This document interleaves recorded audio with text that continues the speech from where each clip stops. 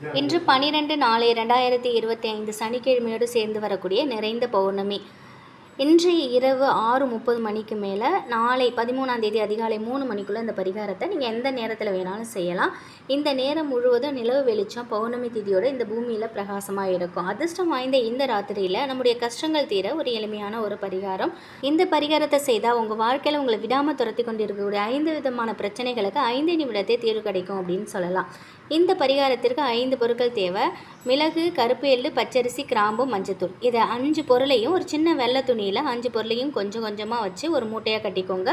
நிலவு வெளிச்சத்தை எந்த இடத்துல பிரகாசமாக இருக்கோ அந்த இடத்துல ஒரு சின்ன அகல் விளக்கு எடுத்துக்கோங்க. அதில் கொஞ்சமாக கட்டிக்கற்பூரம் வச்சு அதில் நெருப்பை எரிய விட்டுருங்க. அக்னி தேவனை மனதார வேண்டிக்கோங்க. வானத்தில் பிரகாசமாக ஒளிய நிலவின் ரூபத்தில் குலசாமியையும் அம்மையும் சந்திரபவானியும் மனசார பிரார்த்தனை பண்ணிக்கிட்டு நெருப்பு சாட்சியாக இந்த தயார் செய்த முடிச்ச